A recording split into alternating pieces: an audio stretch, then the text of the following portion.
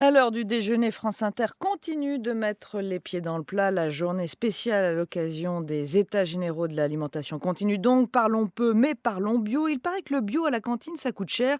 Idée reçue selon Un Plus Bio. L'association vient de rendre son premier rapport sur la restauration collective et durable. L'étude a été réalisée auprès de 700 cantines qui utilisent en moyenne 20% d'aliments bio.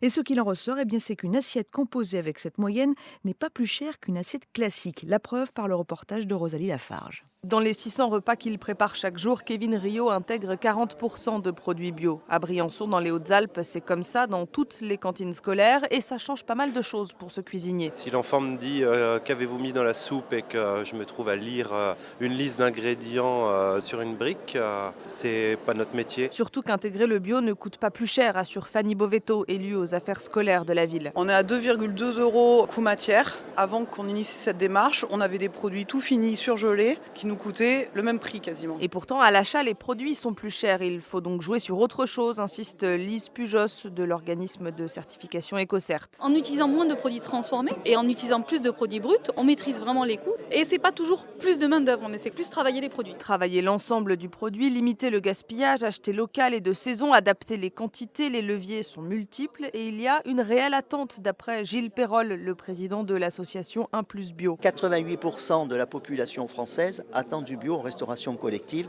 donc c'est une inconscience de ne pas bouger. Et c'est simplement, moi je pense que c'est un problème de volonté politique. Aujourd'hui, le bio, c'est à peine 3% des achats de la restauration collective. Le gouvernement vise 50% d'ici la fin du quinquennat. À l'heure du déjeuner, France Inter continue de mettre les pieds dans le plat. La journée spéciale à l'occasion des États généraux de l'alimentation continue donc. Parlons peu, mais parlons bio. Il paraît que le bio à la cantine, ça coûte cher.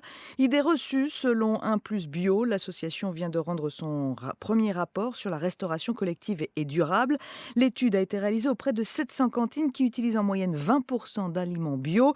Et ce qu'il en ressort, eh bien, c'est qu'une assiette composée avec cette moyenne n'est pas plus chère qu'une assiette classique. La preuve par le reportage de Rosalie Lafarge. Dans les 600 repas qu'il prépare chaque jour, Kevin Rio intègre 40% de produits bio. À Briançon, dans les Hautes-Alpes, c'est comme ça dans toutes les cantines scolaires et ça change pas mal de choses pour ce cuisinier. Si l'enfant me dit qu'avez-vous mis dans la soupe et que je me trouve à lire une liste d'ingrédients sur une brique, c'est pas notre métier. Surtout qu'intégrer le bio ne coûte pas plus cher, assure Fanny Bovetto, élue aux affaires scolaires de la ville. On est à 2,2 euros coût matière. Avant qu'on initie cette démarche, on avait des produits tout finis, surgelés, qui nous coûtaient le même prix quasiment. Et pourtant, à l'achat, les produits sont plus chers. Il faut donc jouer sur autre chose, insiste Lise Pujos de l'organisme de certification EcoCert. En utilisant moins de produits transformés et en utilisant plus de produits bruts, on maîtrise vraiment les coûts. Et c'est pas toujours plus de main-d'œuvre, mais c'est plus travailler les produits. Travailler l'ensemble du produit, limiter le gaspillage, acheter local et de saison, adapter les quantités, les leviers sont multiples et il y a une réelle attente d'après Gilles Perrol, le président de l'association Un Plus Bio. 88% de la population française attend du bio en restauration collective,